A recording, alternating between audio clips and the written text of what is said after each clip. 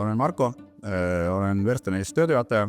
Selle 4 aastaga olen ma ikkagi väga palju õppinud selles suhtes, et teedeehitus ei ole ainult pinnase tööd. Et siin on vundamendid, siin on kaablid, siin on igasugused rajatised, kõik asjad ja kõigest sa pead teadma, et kui sa haldad neid asju. Toetus on Verstonis on tõesti väga suurepärane, et need inimesed, kes siia kokku on koondatud, kõik on oma ala professionaalid ja kõigile sa peagi ise teadma, aga kui sa tead, kelle käest küsida, siis see on ka juba väga hea.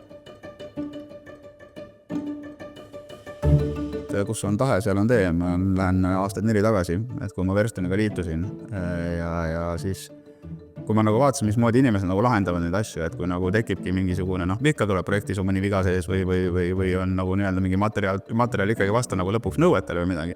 Et kui kiiresti leitakse tegelikult lahendust nendele asjadele, et kellelegi hakkab põlv värisema või midagi, et kohe näed, kui see asi ei sobi, proovime seda, kooskõlastame need tegevused ära kõik, et lihtsalt see tehniline lähenemine on täiesti müstiline siin Verstonis.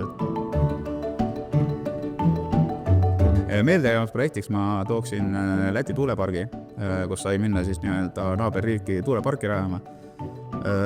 Seal on teine kultuur, seal on teised materjalid, seal on teised nõuded ja see oligi lihtsalt väga suur kogemus oli. Ma olen saanud väga palju kaasa lüüa siin ka uudsetele lahendustele. Et kui on plaanitud mingeid uusi rovereid katsetada või siin näiteks drooni mõõdistuski, et siis nende asjadega ma olen saanud ise näpupidi juures olla ja see on võimas. Need saavad kaasa aidata sellistele uudsetele lahendustele.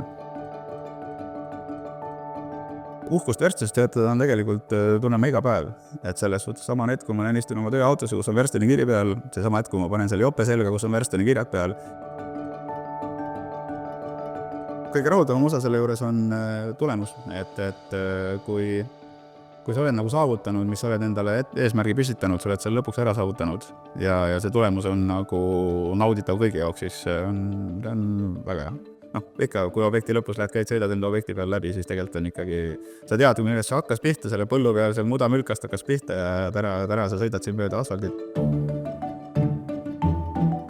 Tegelikult seda ambitsioonikust on näha igas inimesest, et kõik on meil siin Verstonis tegelikult on sihikindlad. Nad otsivad võimalusi, kui neid asju ära teha, nad tahavad need asjad ära teha. See sihikindlus ja ambitsioonikus, kõik need asjad käivad iga Verstoni inimene kaasas. Kui me oleks leidnud seal Tootsi tuulepargis, oleks leidnud sellist innovaatilist lahendust, kus me läheneme siis hoopis uudselt sellele asjale ja oleks teinud seda asja teistmoodi, see oleks kindlasti jalajälg olnud sealkandis suurem kordades. Et ma olen siin kuulnud ka teistelt ettevõtted, mis plaanid neil olid seal, siis Verstoni lähenemine oli seal väga roheline. Ja ma näengi enda rolli ka selles, et ma saan kaasa aidata nende innovaatiliste lahendustega, et mis ongi nutikad tööriistad, võib-olla seal ongi innovaatilisemad lähenemised, et ma saan aidata katsetada ja lõpuks aidata jõuda veendumisele, et see asi on õige, mis me teeme. Et see aitab see keskkond hoida ja aitab seda säästa.